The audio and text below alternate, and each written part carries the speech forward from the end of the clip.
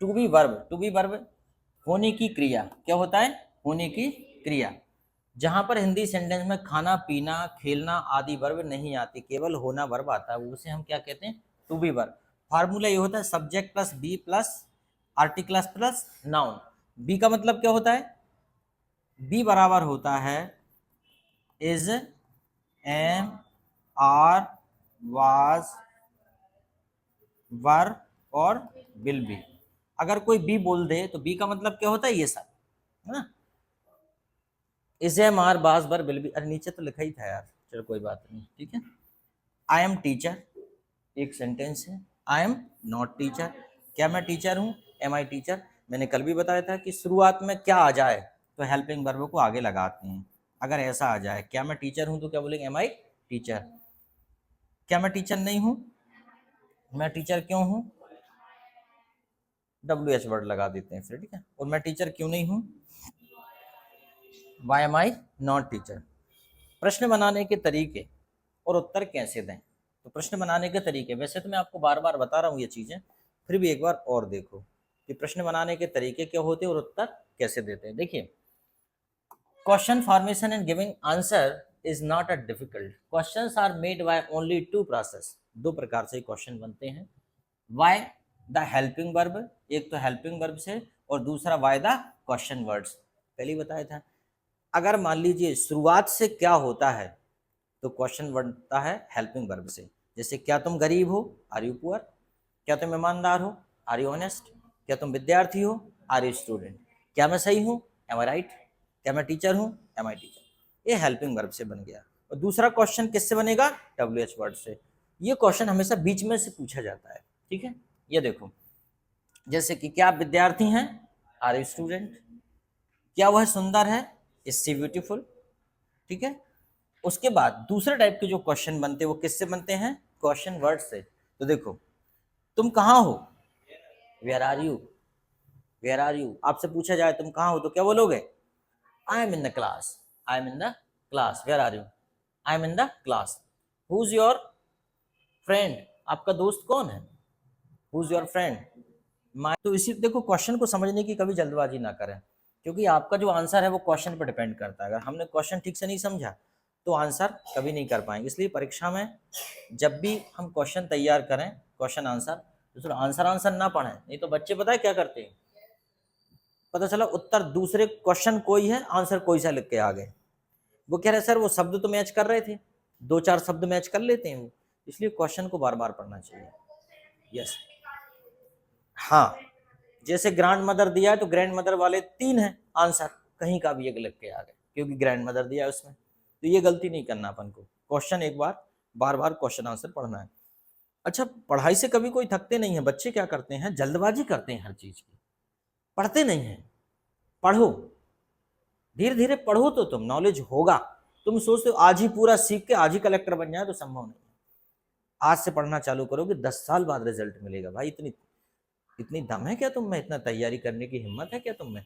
अब लोग काम करना चाहते हैं, 2 बार रिजल्ट चाहिए उन्हें 100 गुना, काम कर रहे हैं 2 गुना। ऐसा थोड़ी होता है भाई। जिनने, थॉमस एडिशन ने बल्ब का आविष्कार किया, सुना 1000 बार फेल हुए भैया, 999 बार फेल हुए, फिर 1000वीं बार में लाइट जल पाया। इतना हम क्यों नहीं कर सकते? इतना इतना धैर्य हम रखते ही नहीं। हमें सब कुछ जल्दी चाहिए। चलो ठीक है। What do you know about this country? तुम इस देश के बारे में क्या जानते हो? तो कभी भी आंसर देते समय बहुत जल्दी से आंसर ना दें, बल्कि ऐसा बोलें, as far as this country is concern, जहां तक इस देश का संबंध है, ऐसा बोलें। तो उसमें क्या है, तुम्हें सोचने के लिए समय मिलेगा।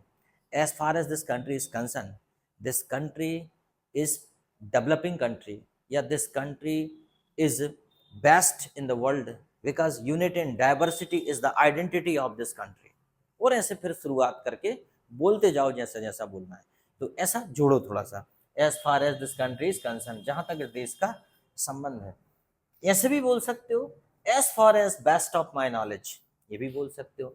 As far as best of my knowledge, this country is the highly, या second biggest population of the world, and this country is not only highly populated but also the young country in the world. This country is land of religion where the number of religions are living या number of religions are working, या following their traditions और their rules and regulations customs, तो ये बोल सकते हो आप, ठीक है। उसके बाद है अथवा so far as this country is concern, जहां तक इस देश का संबंध है, बात वही है, ये भी बोल सकते हो आप। मतलब क्वेश्चन जैसे ही सुना फटाक से आंसर नहीं देना, थोड़ा और विचार कर लो। So far as this country is concern, this country is big democracy in the world. This country's people are very happy, very spiritual, they believe in God. Okay, India is the only country in the world which enjoy all types of climates, all the seasons. Generally some country has 2 or 3 climates, but India has 4 climates, है ना, 4 और 3, सर्दी गर्मी बारिश, ठीक है, बस 3 ही तो होती हैं इसके बीच में 3 और होती हैं तो 6 हो जाती है ना, पर मेनली 3 ऋतुएं होती हैं, ठंड, गर्मी और बारिश, ठीक है, और कोई होती नहीं। अगला है as far as the question of this country arise, जहां तक इस देश का सवाल उठता है, तो ये भी बोल सकते हो आप। As far as the question of this country arises, this country is powerful democracy, this country is very fast developing, fast growing, okay, तो इस प्रकार से आप बोल सकते हो। स्पिरिचुअल लैंड, आध्यात्मिक धरती है, ऐसा कुछ कुछ बोला जा सकता है। देखो प्रश्न एक ही है, लेकिन आंसर देने में कितने प्रकार से हम शुरुआत कर सकते हैं उसकी, डायरेक्ट ना बोल के ऐसे बोले तो अच्छा लगता है। जैसे कि bye the way I am not very much particular about it, वैसे मुझे बहुत ज़्यादा पता नहीं है, भले ही आप देश में रह रहे हैं लेकिन जरूरी नहीं आपको बहुत ज़्यादा पता भी हो, तो ऐसा भी बोल सकते हैं। By the way I am not very much particular about it, even then I observe one thing, the people are cooperating in this country, people are helping to each other because number of religions are living happily. It's the indication that the country's people are really very happy and they have a mutual cooperation, उनके बीच आपसी सहयोग है, ऐसा लगता है, ठीक है।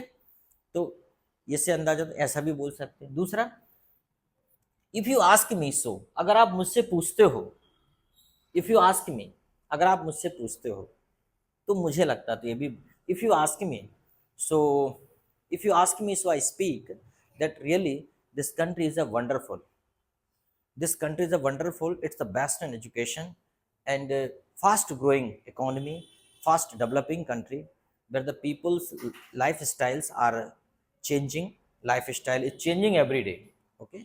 So this way it was slab at the time of British government, but now it is independent. After being independent, really the country was progressing fast, तो ऐसा कुछ भी बोला जा सकता है, कुछ भी मतलब मेरे शब्द हैं, आप अपने शब्दों में जो बेस्ट समझो बोल सकते हो। आई थिंक बेबी शुरुआत कर सकते, आई थिंक मैं सोचता हूँ, मुझे लगता है, ठीक है। I think this country is really best in the world, okay, because this countries attitude to be happiness, to be happy, to live peacefully, to help others, to protect our own cultural values and traditions, not to destroy others, because the Indias or Indians did not attack on any country so far. Indians believe in our own culture. Indians wants to be happy, live happy, like to live happy, but the other, like the Mughals and Britishers, they attacked and occupied other countries. But the India is a different. Bharat के लोगों का मिजाज है कि वो कभी किसी पर हमला नहीं करते, वो अपने में मगन रहना चाहते हैं, वो खुद खुश रहना चाहते हैं, उन्हें पता है कि जो प्राप्त है वही पर्याप्त है। वो लेकिन दूसरे सोचते हैं कि हमें पूरी दुनिया पे, जैसे सिकंदर, उसने कहा कि मुझे पूरी दुनिया पर राज करना है, ठीक है। ऐसे ऐसे लोग हैं। ब्रिटिशर्स, उन्होंने अपना साम्राज्य बढ़ाया और वो व्यापारी ग्रुप में आए और भारत में रहने लगे, आके भारत को गुलाम बना लिया। तो ये भारत का मिजाज ऐसा नहीं है। So as far as I am of the opinion, जहां तक मेरी राय है, as far as the I am of the opinion this country is a fast growing country, it will be Vishwaguru in future, it will be best in the world. When all the countries are suffering with the problem of terrorism, India is only the country which has a solution against the terrorism or solution of the terrorism, okay. Terrorism is a best problem, okay. So India is highly populated country, even then the crimes in India less than any other country. The suicide rate of India is less than any other and less than developing country. Okay, विकसित देशों से suicide rate Bharat में कम है। मतलब इतनी गरीबी सब कुछ होने के बाद भी लोग आत्महत्या नहीं करते, विदेशी सब कुछ होने के बाद भी आत्महत्या बहुत करते हैं। कुछ हुआ सुसाइड, इसका मतलब लाइफ इंडेक्स गड़बड़ है। ठीक है, you know this country is, ये भी शुरुआत कर सकते, तुम नहीं जानते यह कंट्री बहुत पावरफुल है। We have 3 powerful forces, air force, army, navy. We can attack over any country at emergency, at the time of defense, at the time of safety. So we are similar of developed country. We are as similar as developed country. तो ये भी बोला जा सकता है। उसके बाद as per my opinion, देखो कितने प्रकार से जवाब दिए जा रहे हैं, लगभग 12 तरीके हो गए। क्वेश्चन एक ही था लेकिन आंसर देने के लिए 12 तरीके से शुरुआत कर सकते हैं। एज पर माई ओपिनियन, जहाँ तक मेरी राय है। ठीक है, तो इस प्रकार से आप आंसर दे सकते हो। आगे देखो, अब जब आंसर दे सकते हो उसके बाद कुछ अपने जवाब इस प्रकार की कहावत से भी दे सकते हो। ठीक है, कुछ जवाब कहावतों में भी दे सकते हो। जैसे मान लीजिए ये है, wise decision more often comes in favour of rich man या पावरफुल मैन। अक्सर फैसला बड़े लोगों के पक्ष में क्यों आता है? तो इसे एक लाइन में आंसर दे सकते हो, बिकॉज माइट इज राइट। मतलब जिसकी लाठी उसकी भैंस, तो आएगा ही भैया, जिसकी लाठी उसकी भैंस। ठीक है, सलमान खान जब बरी हो गए, सलमान खान जब बरी हो गया काले हिरण शिकार के मामले में, जब सलमान खान बरी हो गया तो बाद में एक फोटो आई कि काला हिरण जो है अपने पैर में फंसा के खुद को बंदूक मार रहा था। काला हिरण कह रहा था कि मैंने बंदूक स्वयं मारी है माय लॉर्ड, इनकी कोई गलती नहीं है। ठीक है, मतलब ये है कि एक प्रकार का एक जोक है, तंज है कि काला हिरण पैर में फंसा के खुद को गोली मार रहा है कि फिर मुझे मारा किसने, जब सलमान खान ने भी नहीं मारा मुझे, फिर मुझे मारा किसने। तो ये होता है generally. How do you know that I love हर, आपको कैसे पता है कि मैं उसे चाहता हूँ? कहावत है, dear love and cough could not be hidden. बेटा प्यार और खुशबू छिपाए नहीं छिपते। ऐसा होता है कि नहीं? प्यार और खुशबू छिपाए नहीं छिपते, कितना भी कोशिश कर लो। हालांकि ये अलग है, यहाँ पे क्या लिखा है, यहाँ पे क्या लिखा है, लव एंड कॉफ, मतलब यहाँ खांसी लिखा है कि खांसी को छुपा नहीं सकते। सही बात है, खांसी आएगी तो आई जाएगी। और यहाँ लिखा है कि प्यार और खुशबू छुपाए नहीं छिपते। खुशबू को छिपा सकते हो क्या? खुशबू अगर है तो मिट्टी का तेल रखा है तो स्मेल आएगी और फ्रेग्रेंस भी आएगी। फूल है तो सेंट लगा के आए हो तो छुपा नहीं सकते, लोगों को पता। ऐसे ही लव अगर है तो आंखों की चमक अलग बता देती कुछ लफड़ा चल रहा है ना। तो चलो खाना नहीं खा रहे लेकिन एनर्जी बोई के बोई है ना। हाँ, खुशी से भी एनर्जी मिलती है, खुशियों से एनर्जी मिलती है। अगर आप अंतरात्मा से किसी भी चीज़ को लेके प्रसन्न होते हो तो उससे भी एनर्जी मिलती है, और उसके साथ साथ उससे यंग भी रहते हैं, आदमी यंग भी रहते हैं, और उससे स्ट्रेस कम होता है, चेहरे पे रिंकल्स नहीं आते। लेकिन ऐसा वास्तविक होना भी चाहिए, और ये कोई कर नहीं सकता, या ऑटोमेटिक होने वाली घटनाएं हैं, ये भी एक स्वैच्छिक क्रियाएं हैं। ठीक है, और अगर मान लीजिए इसके विपरीत अगर ऐसा है कि आदमी तनाव में रहेगा तो अपने आप एनर्जी डाउन होगी, अपने आप चेहरे के भाव उड़ जाएंगे। आपने देखा होगा कि जो बुजुर्ग लोग हैं, जो 40-50 क्रॉस कर गए अंकल लोग, उनके चेहरे पे एक अलग प्रकार का गुस्सा, एक रौब, एक तनाव, एक चिड़चिड़ापन। घर में ही पापा से कोई चीज़ बोलना है 10 बार सोचो, पता नहीं क्या जवाब आएगा लौट के। मम्मी से ही कुछ बोलो तो 10 बार सोचना पड़ता, पता नहीं क्या जवाब आएगा। दरअसल क्या रहता है, वो भी मन के पवित्र और निश्चल थे, लेकिन समाज के प्रेशर, समाज के थपेड़े सुनते सुनते, लोगों के कमेंट सुनते सुनते, लोगों की बदमाशियाँ, चालाकियाँ, बेईमानियों को सामना करते करते उन्होंने अपने आप को ऐसा बना लिया कि अब कोई अच्छी भी बात कहता है तो उनको बुरी लगती है, क्योंकि वो अनुभव हो जाता है उनको, कहीं यार ऐसा ना हो कि कोई नया आदमी आगे साला फिर ठग के चला जाए। इतनी बार आदमी ठगा जाता है कि उसका स्वभाव ना चाहते हुए भी चिड़चिड़ा हो जाता है। आप अंदर से कितना ही योगा कर लें, कितना ही ध्यान कर लें, लेकिन आपकी शांति भंग आपके कारण नहीं होती। हर बार दोषी हम खुद को मानते हैं, आपके कारण नहीं होती, बाहरी तत्व आपकी शांति को भंग करते हैं। आप अच्छे खासे पढ़ रहे हो, पड़ोसी ने दिया पत्थर उठा के भड़ाम, पड़ोसी के लड़के ने आपकी घर का कांच फोड़ दिया, अब बताओ गुस्सा आएगा कि नहीं? आप तो घर से भी नहीं निकल रहे इसी चक्कर में कि भाई किसी से दो बातें ना हो, लेकिन वही तुम्हारे घर में घुसे आए, फिर क्या कर लोगे? तो ये हो रहा है असल बात। लोग जबरदस्ती में जीवन को कठिन बना देते हैं हमारे, और फिर लास्ट में क्या होता है, वो सारा प्रभाव उस चेहरे पे दिखता है।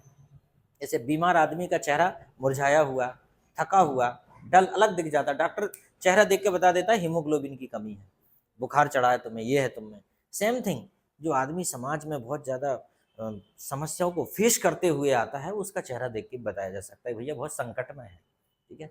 और नहीं तो अगर आदमी वास्तव में इन सब चीज़ों से दूर रहे तो आदमी का जीवन 10-20 साल एक्स्ट्रा भी रहेगा, लंबा भी रहेगा, ज़्यादा जिएगा, ठीक है। यस, समझ में आया। अब हम आगे देखते हैं कि why do people want to learn English at Gadarwara but they go to Bhopal and somewhere else. लोग अंग्रेजी यहाँ नहीं सीखना चाहते परंतु वो कहीं और जाते हैं, ऐसा क्यों? She is asking. अच्छा, okay. Because distance noise enchantment to the view, क्योंकि दूर के ढोल सुहाने होते हैं। लोग यहाँ नहीं सीखते, बाहर जाते हैं। क्यों जाते हैं? क्योंकि दूर के ढोल सुहाने होते हैं। और अपने एक कहावत है ना, shadow under the sun, shadow under the sun, इसका मतलब क्या होता है? दिया तले अंधेरा, दिया तले अंधेरा रहता है, दिया दूर तो लाइट फेंकता है लेकिन उसके नीचे अंधेरा होता है, ठीक है। तो ये है कि दूर की चीजें अच्छी लगती हैं, पास में वही चीजें बुरी लगती हैं। My friends gave me cheapest gift, so what do you think about it? I think beggar and borrower could not be chooser. मुझे लगता है कि beggar and borrower could not be chooser, मतलब भीख मांगने वाले को और दान लेने वाले को, उधार लेने वाले को कभी चूज करने का हक नहीं होता।